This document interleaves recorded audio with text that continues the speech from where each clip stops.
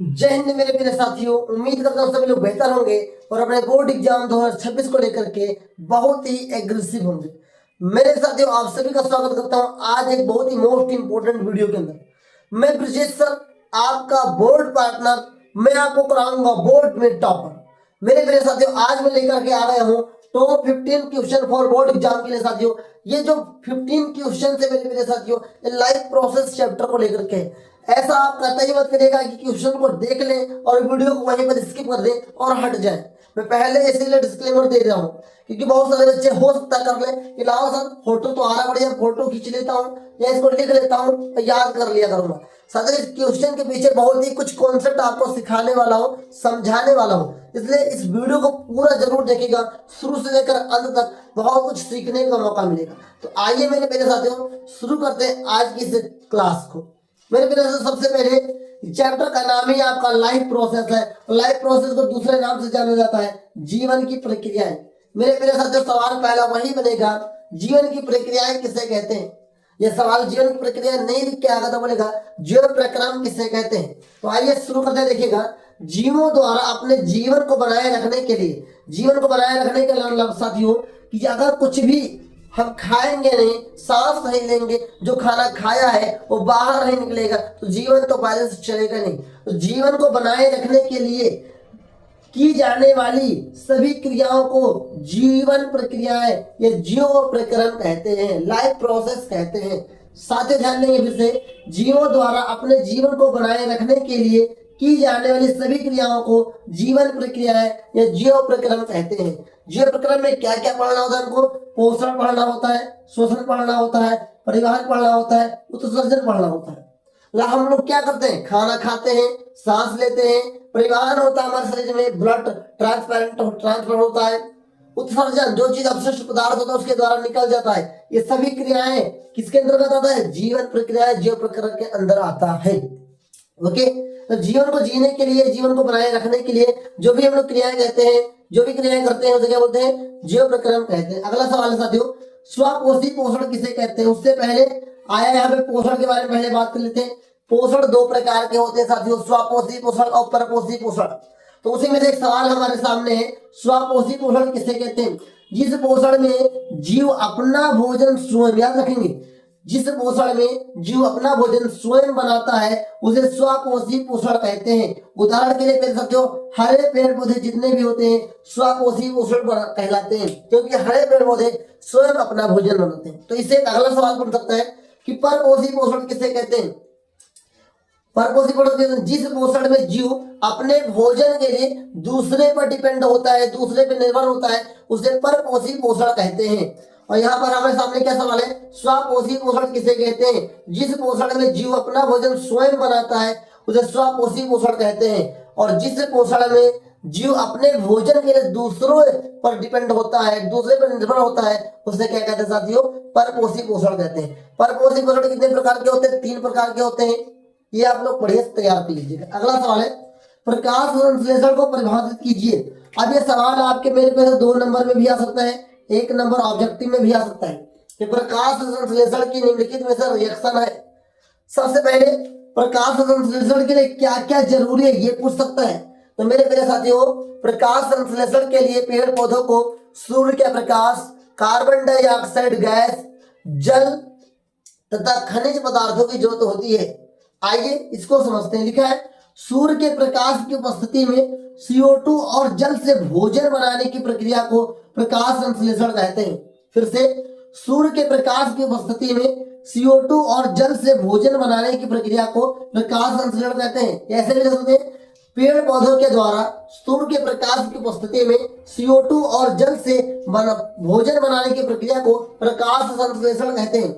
ये रिएक्शन याद रखेंगे, ये आपकी एग्जाम के लिए बहुत ही जरूरी है। इसे बैलेंस करने के लिए 6 कार्बन है, 6 लिख देंगे, यहाँ पर भी 6 लिख देंगे, 6 दूनी 12 हो जाएगा, यहाँ पे 6 ऑक्सीजन हो जाएगा। ओके, कंफर्म हो गया?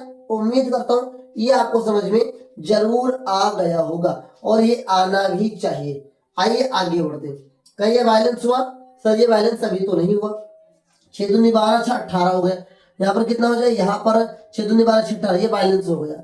ओके, ये रिएक्शन आपको अच्छी तरीके से आना चाहिए। ये साथियों केमिस्ट्री में भी कभी कभी बैलेंस करने के लिए पूछ लेता है और आपके प्रकाश संश्लेषण में तो आता ही आता है। अगला सवाल देखिए, मानव पाचन तंत्र के मुख्य अंग के नाम लिखिए। इसी से अगला सवाल पूछ लेता है कि मानव में पाचन कहाँ से प्रारंभ होता है। तो मेरे पहले साथियों, पाचन शुरू होता है मुंह से। कहाँ से? मुख गुहा कभी कभी आ जाता है, कभी कभी मुख ही केवल आ जाता है। मुख गुहा, कपल ब्रैकेट टी, या तो मुख ही आ जाता है। तो याद रखेंगे, मानव पाचन तंत्र के मुख्य अंग कौन है, मेन ऑर्गन्स कौन कौन है साथियों। आइए देखिए, मुख, माउथ, ग्रास नली, अमाशय, छोटी आंत, बड़ी आंत, यकृत मतलब लीवर, अग्नाशय, ये जितने भी चीजें हैं ये सब पाचन तंत्र में काम आते हैं। फिर से, मुख, ग्रास नली, अमाशय, छोटी आंत, बड़ी आंत, यकृत, अग्नाशय, ये सब मिलकर के पाचन तंत्र का निर्माण करते हैं। ओके, डाइजेस्टिव सिस्टम का निर्माण करते हैं प्यारे बच्चों। याद रखेंगे, डाइजेशन कहाँ से शुरू होता है, मुख से प्रारंभ होता है प्यारे बच्चों, ये बात याद रखें। अगला सवाल है साथियों, अमाशय में बनने वाले रसों के नाम लिखिए। या अमाशय में कौन सा अम्ल पाया जाता है। याद रखेंगे, HCl अम्ल पाया जाता है, लेकिन रस कौन कौन से बनते हैं, HCl, पेप्सिन, म्यूकस, नाम याद रखेंगे। सबसे पहले सवाल पूछता है, अमाशय में कौन सा अम्ल पाया जाता है। प्यारे बच्चों, अमाशय में HCl अम्ल पाया जाता है। हमारे शरीर के अंदर जो अमाशय है, अमाशय में HCl अम्ल पाया जाता है। उस अम्ल की अगर अधिकता होती है तो भी दिक्कत है, कमी होती है तो भी दिक्कत है। भोजन पाचन में उसका बहुत ही महत्व होता है साथियों। तो अमाशय में बनने वाले रसों के नाम लिखेंगे, HCl, पेप्सिन, म्यूकस। ये सभी लोग प्रश्न लिख के समझ के याद कर लीजिएगा। आगे लिखा है, श्वसन किसे कहते हैं प्यारे बच्चों। श्वसन, दोनों सांस लेते हैं, श्वसन किसे कहते हैं। तो भोजन के ऑक्सीकरण, ध्यान देंगे, ऑक्सीडेशन, ऑक्सीडेशन को दूसरा नाम भी लिख सकते हैं उपचयन, यहाँ पर आप उपचयन भी लिख सकते हैं। तो भोजन के ऑक्सीकरण द्वारा ऊर्जा प्राप्त करने की प्रक्रिया को श्वसन कहते हैं। मतलब श्वसन क्या है, भोजन के ऑक्सीकरण के द्वारा ऊर्जा प्राप्त करने की प्रक्रिया को श्वसन कहते हैं। अब पहले बच्चों को लेता है, ऊर्जा का इकाई क्या है, एटीपी। हमारे शरीर में जो ऊर्जा बनती है एटीपी में बनता है। एटीपी का पूरा नाम adenosine triphosphate, adenosine triphosphate. Okay, ये बात याद रखेंगे। अगला सवाल, एरोबिक और एनोरोबिक श्वसन क्या होता है। अब मेरे प्यारे बच्चों, एरोबिक का दूसरा नाम आपके सिलेबस में पूछेगा ऑक्सी श्वसन, एरोबिक को बोलेगा अनऑक्सी श्वसन। ऑक्सी श्वसन और अनऑक्सी श्वसन में क्या अंतर है। तो प्यारे बच्चों, ऑक्सीजन की उपस्थिति में जो श्वसन होता है उसे एरोबिक बोलते हैं। लिख लीजिएगा, इसका उत्तर नहीं लिखा मैंने, मैं समझा रहा हूं। एरोबिक को पूछेगा ऑक्सी श्वसन और एरोबिक को बोलेगा अनऑक्सी श्वसन। तो ऑक्सी श्वसन किसे कहते हैं, जब ऑक्सीजन की उपस्थिति में श्वसन होता है उसे बोलते हैं प्यारे बच्चों ऑक्सी एरोबिक बोलते हैं। जब ऑक्सीजन की अनुपस्थिति में श्वसन होता है उसे एरोबिक या क्या बोलते हैं, अनऑक्सी श्वसन बोलते हैं। इसको लिख लीजिएगा। अगला सवाल, मानव में हृदय में कक्षों के नाम लिखिए।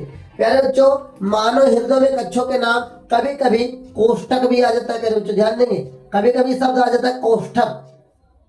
इंग्लिश में तो सेम नाम आएगा चैम्बर। क्या आएगा, chamber. How many chamber in heart. तो पहले बच्चे याद रखेंगे, 4 चैम्बर होते हैं।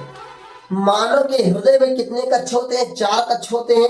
कौन कौन होते हैं, 2 आलिंद होते हैं, 2 निलय होते हैं। कैसा होता है, दाया आलिंद, प्यारे बच्चों याद रखेंगे, दाया आलिंद दाया निलय, दाया आलिंद दाया निलय और बाया आलिंद बाया निलय। ओके, फिर से हमारे हृदय में 4 कक्ष होते हैं, 4 कोष्ठक होते हैं। कौन कौन, 2 आलिंद होते हैं, 2 निलय होते हैं, दाया आलिंद दाया निलय, बाया आलिंद बाया निलय। ओके, अगला सवाल, रक्त के घटकों के नाम बताएं। रक्त में कितने घटक होते हैं, वैसे तो 4 होते हैं प्यारे बच्चों, लेकिन 4 में भी 2 मेन होते हैं। जैसे कि रक्त में क्या क्या पाया जाता है, तो प्लाज्मा पाया जाता है। ओके, प्लाज्मा के बाद रुधिर कणिकाएं पाई जाती हैं, याद रखेंगे, रुधिर कणिकाएं। अब प्यारे बच्चे याद रखेंगे, रुधिर कणिकाएं में 3 चीज पाई जाती है। एक होता है आरबीसी, एक होता है डब्ल्यूबीसी, ओके, और एक होता है प्लेटलेट्स। क्या होता है प्यारे बच्चों, प्लेटलेट्स। ओके ओके, चलो जी, प्लाज्मा में क्या क्या होता है, इस प्लाज्मा में 90% वाटर होता है प्यारे बच्चों, याद रखेंगे, प्लाज्मा में 90% वाटर पाया जाता है। ओके, आइए आगे बढ़ते हैं। अब ध्यान देंगे मेरे बच्चों, रक्त के घटकों के नाम इसको भी लिख सकते हैं, प्लाज्मा, रुधिर कणिकाएं, आरबीसी, डब्ल्यूबीसी, प्लेटलेट्स। आरबीसी का क्या काम होता है प्यारे बच्चों? आरबीसी का काम होता है आरबीसी में पाया जाता है हीमोग्लोबिन। आरबीसी का रंग क्यों लाल होता है? क्योंकि हीमोग्लोबिन के रंग लाल होता है, याद रखेंगे। और हीमोग्लोबिन क्या रंग लाल के उसके अंदर आयरन पाया जाता है साथियों, एक चीज याद रखेंगे। डब्ल्यूबीसी का काम होता है प्रतिरक्षण का काम करता है। प्लेटलेट्स की कमी से आपको पता है कौन सा बुखार हो जाता है, प्लेटलेट्स की कमी हो जाता है। प्लेटलेट्स की कमी से हमारे प्रतिरक्षक पे आघात होता है, हमारी इम्यूनिटी पावर खतरे में आ जाती है जब प्लेटलेट्स की कमी हो जाती है। ओके, आइए आगे बढ़ते हैं। आगे लिखा है डबल सर्कुलेशन किसे कहते हैं? तो लिखा है जब रक्त हृदय से 2 बार गुजरता है। हृदय से 2 बार रक्त जब गुजरेगा उसे क्या बोलेंगे? डबल सर्कुलेशन कहते हैं। तो फिर से, जब रक्त हृदय से 2 बार गुजरता है तो उसे डबल सर्कुलेट कहते हैं या डबल सर्कुलेशन कहते हैं। ओके, अगला सवाल साथियों, पौधे में जल का परिवहन किसके द्वारा होता है? प्यारे बच्चों याद रखेंगे, जल का परिवहन करेगा जाइलम। क्या करेगा प्यारे बच्चों? जाइलम, नाम याद रखेंगे, जाइलम। जल का परिवहन पेड़ पौधे में कौन करता है? जाइलम करता है प्यारे बच्चों। पौधों में भोजन का परिवहन कौन करता है? फ्लोएम। क्या करता है? फ्लोएम, याद रखेंगे, नाम दोनों याद रखेंगे आप लोग। जाइलम का क्या काम होता है? जल का परिवहन करना होता है। पौधों में भोजन का परिवहन करता है, फ्लोएम करता है। उत्सर्जन किसे कहते हैं? शरीर से अपशिष्ट पदार्थों को, याद रखेंगे, लिख के भी लेंगे आप लोग।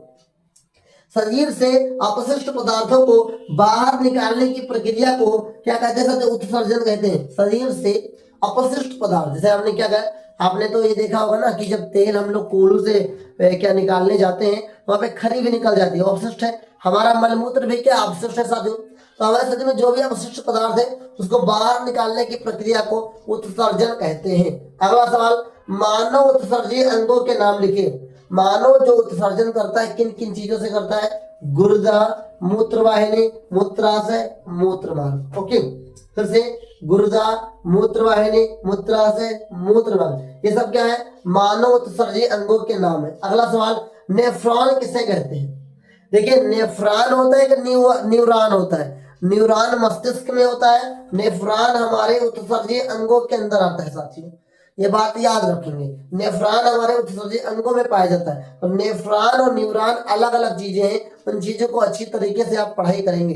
तो नेफ्रॉन किसे कहते हैं? गुर्दे की संरचनात्मक एवं क्रियात्मक इकाई को नेफ्रॉन कहते हैं। फिर से, नेफ्रॉन किसे कहते हैं? गुर्दे की संरचनात्मक एवं क्रियात्मक इकाई को क्या कहते हैं साथियों? नेफ्रॉन कहते हैं। तो ये थे टॉप 15 क्वेश्चन जो आपके बोर्ड एग्जाम में जैव प्रक्रम वाले चैप्टर से आने के बहुत सारी संभावनाएं होती हैं।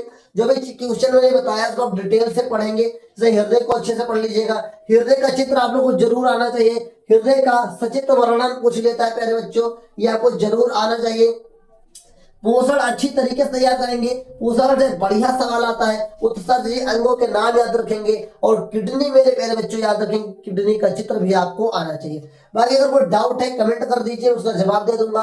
अगर ये टॉप 50 क्वेश्चन आपको पसंद आए हो, आपको लग रहा है कि ये बेहतर हमारे लिए कर सकता है, तो वीडियो को लाइक कर दीजिए, अपने उन सभी दोस्तों तक शेयर कर दीजिए इसका आप भला चाहते हैं साथियों, क्योंकि कर भला तो हो भला। और यदि ये सब कुछ अच्छा लगा हो और चैनल पे पहली बार आए तो चैनल को सब्सक्राइब कर लीजिए टॉपर बनने के लिए। बाकी इसी प्रकार के नेक्स्ट वीडियो में हम लोग मिलेंगे। नेक्स्ट वीडियो में नए टॉपिक पे चर्चा कर रहे होंगे। आइए मिलेंगे नेक्स्ट क्लास में, तब तक के लिए जय हिंद, वंदे मातरम साथियों।